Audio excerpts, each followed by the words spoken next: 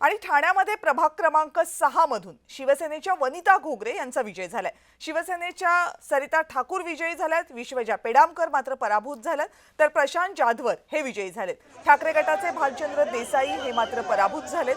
शिवसेनेचे हनुमान जगदाळे विजयी झालेले, ठाकरे गटाचे धनंजय येंडे पराभूत झालेत। ठाण्यामध्ये प्रभाग क्रमांक 19 चे शिवसेनेचे 4 उमेदवार विजयी झालेत। त्यामध्ये विकास रेपाळे, नम्रता भोसले, मिनाल संखे, राजेंद्र फाटक यांचा समावेश आहे।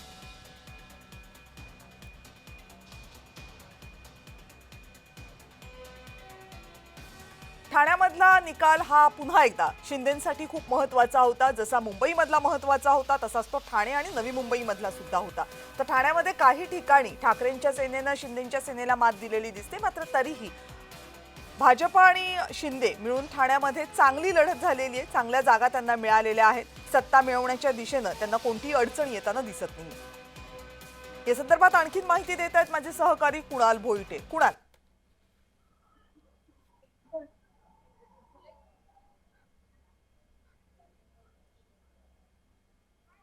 कुणाल माझा आवाज पोहोचतोय आपल्यापर्यंत? बरं, ठाण्याच्या निकालाची वैशिष्ट्य सांगा। कविता मॅम, एकंदरीत पाहायचं झालं तर ठाणे हा शिवसेनेचा बालेकिल्ला मानला जातो। धर्मवीर आनंद दिघे यांच्या काळामध्ये सर्वात पहिली सत्ता जी आहे ती शिवसेनेची ठाण्यामध्ये आलेली पाहायला मिळते। इतर जागांचे जर कल पाहिले तर भाजपची सरशी असलेली पाहायला मिळते, मात्र ठाण्यामध्ये तसं चित्र दिसत नाहीये। ठाण्यामध्ये शिवसेनेचा बालेकिल्ला म्हणून समजला जातो आणि एकनाथ शिंदेच्या शिवसेनेला सर्वाधिक जागा ज्या आहेत त्या आतापर्यंत जे काही कल हातामध्ये आलेले आहेत किंवा विजयी उमेदवार जे आलेले आहेत त्याच्यामध्ये दिसून येतोय। सुरुवातीला 6 उमेदवार जे आहेत ते बिनविरोध याच ठाण्यामध्ये आलेले आहेत। आतापर्यंतच्या इतिहासामध्ये 6 जे उमेदवार आहेत ते बिनविरोध निवडून येणार ही पहिलीच वेळ आहे। त्यामुळे शिवसेनेचा बालेकिल्ला म्हणून समजला जाणाऱ्या या ठाण्यामध्ये शिवसेनेची सरशी आहे। त्याचप्रमाणे ज्या ठाण्यामध्ये किंवा मुंब्रा परिसरामध्ये आतापर्यंत राष्ट्रवादी शरदचंद्र पवार पक्षाचे आमदार जितेंद्र आव्हाड यांचं वर्चस्व मानलं जात होतं, त्या ठिकाणी मात्र एमआयएम काही जागांवरती आघाडीवर असलेलं पाहायला मिळतंय।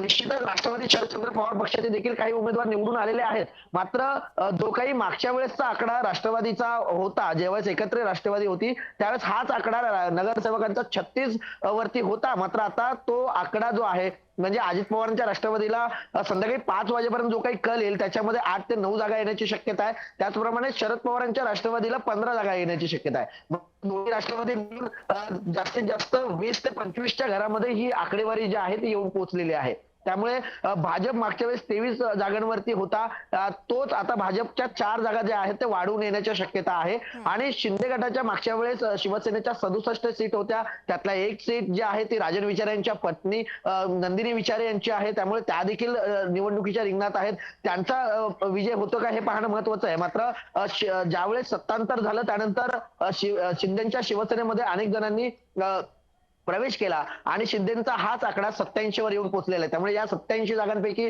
शिंदेच्या शिवसेनेला किती जागा मिळत आहेत हे पाहणं महत्वाचं असणार आहे। मात्र काँग्रेसने जागा कुठेच